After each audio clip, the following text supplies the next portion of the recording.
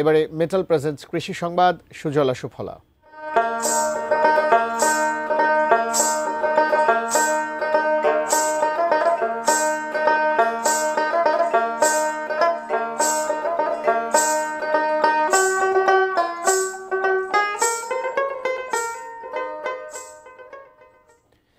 চাঁপাইনবাবগঞ্জে হঠাৎ বৃষ্টিতে ব্যাপক ক্ষতি হয়েছে ধানসহ বিভিন্ন ফসলের। নষ্ট হয়েছে অন্তত ৪,৪৫৯ হেক্টর জমির ফসল।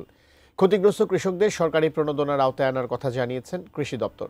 চাঁপাইনবাবগঞ্জ প্রতিনিধি মোহাম্মদ নাদিম হোসেনের তথ্য ছবিতে ডেস্ক রিপোর্ট। গত বুধবার ও বৃহস্পতিবার হালকা বৃষ্টি, তারপর শুক্রবার বৃষ্টি রাত ভোর। এক রাতে বৃষ্টিতেই মাথায় হাত চাষিদের। ডুবে যায় বিভিন্ন ফসলের জমি। সবচেয়ে বেশি ক্ষতিগ্রস্ত হয়েছেন আমন চাষিরা। আর কয়েকদিন পরেই ঘরে উঠত সোনালী ধান। হঠাৎ বৃষ্টির ক্ষতিতে ম্লান হয়ে গেছে তাদের স্বপ্ন। কৃষকরা বলছেন ধার দেনা করে চাষাবাদ করেছিলেন। ফসলের ক্ষতি হওয়ায় ঋণের বোঝায় আরও বাড়বে তাদের। আমরা তো পরের জমি করি, আমরাকে তো ওই যোদ্ধা তো আমরাকে মাপ দিবে না। সাহার বীজ সব বাকি, এখন দেনা পানি সব ফাইসে গেল। এখন কি দিয়ে কি করবো আর কি দিয়ে খাবো। কৃষি বিভাগের তথ্য অনুযায়ী গত শুক্রবার রাত থেকে শনিবার ভোর পর্যন্ত জেলায় গড়ে ১৯১ মিলিমিটার বৃষ্টি হয়েছে, যা গত ১০ বছরের মধ্যে সর্বোচ্চ এবং নজিরবিহীন।